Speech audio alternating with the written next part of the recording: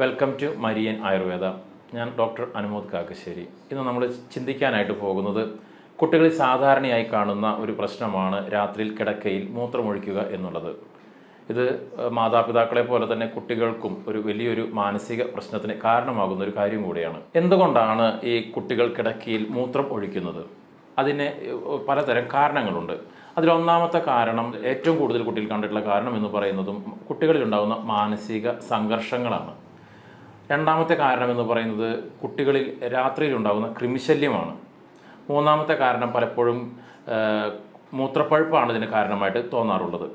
അതുപോലെ തന്നെ ബ്ലാഡറിൻ്റെ ശക്തി കുറവും ഇതിനൊരു കാരണമായിട്ട് മാറുന്നുണ്ട്. അപ്പോൾ ഇത്തരം കാരണങ്ങൾക്ക് എന്താണ് പ്രതിവിധി എന്നാണ് നാം ഇപ്പോഴായിട്ട് ചിന്തിക്കാനായിട്ട് പോകുന്നത്. ആദ്യത്തെ ഒരു കാരണം തന്നെ നമുക്ക് എടുക്കുകയാണെങ്കിൽ കുട്ടികളിൽ സബ് കോൺഷ്യസ് മൈൻഡിലുണ്ടാകുന്ന അല്ലെങ്കിൽ അവരുടെ ഉപബോധ മനസ്സിലുണ്ടാകുന്ന പ്രശ്നങ്ങൾ രാത്രിയിൽ ഒരു പല ദുസ്വപ്നങ്ങളായിട്ടോ പേടിപ്പിക്കുന്ന സ്വപ്നങ്ങളായിട്ടോ കാണുകയും അതിൻ്റെ ആഘാതം, അതിൻ്റെ അനന്തരഫലമായിട്ട് കിടക്കയിൽ മൂത്രമൊഴിക്കുക എന്നാണ് ഉണ്ടാവുക. അപ്പോൾ ഇത്തരത്തിൽ കുട്ടികൾ മാനസിക പ്രശ്നങ്ങളുള്ളവരാണെങ്കിൽ, അല്ലെങ്കിൽ ആങ്സൈറ്റി കൂടുതലുള്ള കുട്ടികളാണെങ്കിൽ, അല്ലെങ്കിൽ പേടി കൂടുതലുള്ള കുട്ടികളാണെങ്കിൽ മാതാപിതാക്കൾക്ക് എന്ത് ചെയ്യാനായിട്ട് സാധിക്കും? ഒന്ന്, കുട്ടി കിടന്നുറങ്ങുന്നതിന് മുമ്പ് തന്നെ കുട്ടിയെ ഉമ്മ വയ്ക്കുകയോ കുട്ടിയെ ആശ്വസിപ്പിക്കുകയോ അല്ലെങ്കിൽ അത്തരത്തിലൊരു ആലിംഗനമൊക്കെ കൊടുത്തുകൊണ്ട് ഒരു ആശ്വസിപ്പിച്ചുകൊണ്ട് കിടത്തുകയാണെങ്കിൽ ഈ കുട്ടിയിൽ രാത്രിയിൽ കിടക്കയിൽ മൂത്രമൊഴിക്കുന്നതിന് കുറവുണ്ടാകുന്നുണ്ടോ എന്ന് നമുക്ക് പരിശോധിക്കാവുന്നതാണ്.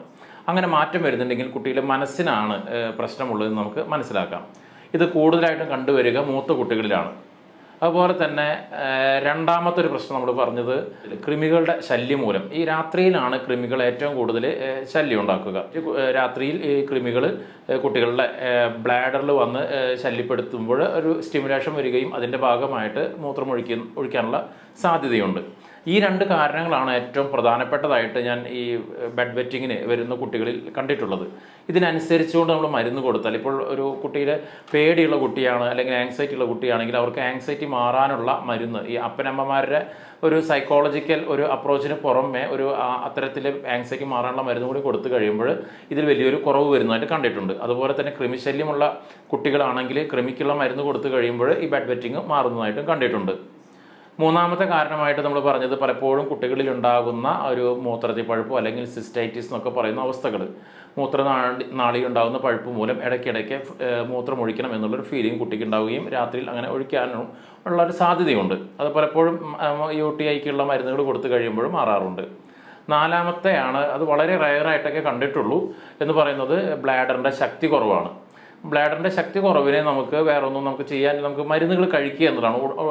ബ്ലാഡർ ശക്തിപ്പെടുത്താനുള്ള മരുന്നുകൾ ഇൻറ്റേർണലി കഴിക്കുക. അതുപോലെ തന്നെ ബ്ലാഡറിനെ ശക്തിപ്പെടുത്തുന്ന തൈലങ്ങൾ എക്സ്റ്റേണൽ അപ്ലിക്കേഷൻ, യൂറിനറി ബ്ലാഡറിൻ്റെ ആ ഭാഗത്ത് അബ്ഡോമൻ്റെ ലോവർ അബ്ഡോമൻ്റെ സൈഡിലായിട്ട് മുകളിൽ എക്സ്റ്റേണൽ അപ്ലിക്കേഷൻ ചെയ്യുക. ഇതിലൂടെ ബ്ലാഡറിനെ ശക്തിപ്പെടുത്തി എടുക്കുക എന്നുള്ളതാണ് നമുക്ക് ചെയ്യാനായിട്ട് സാധിക്കുക. അപ്പോൾ ഈ 4 കാരണങ്ങളിൽ ഏതാണ് നമ്മുടെ കുട്ടിക്ക് അനുയോജ്യമായിട്ടുള്ളതെന്ന് കണ്ടെത്തുകയും അതിനനുസരിച്ച് നല്ലൊരു ആയുർവേദ ഡോക്ടറെ കണ്ട് മരുന്ന് കഴിക്കുകയും ചെയ്തു കഴിഞ്ഞാൽ ഈ ഒരു പ്രശ്നത്തിന് നമുക്ക് പരിഹാരം കണ്ടെത്താവുന്നതാണ്. വീണ്ടും മറ്റൊരു എപ്പിസോഡുമായിട്ട് വീണ്ടും കാണാം. താങ്ക്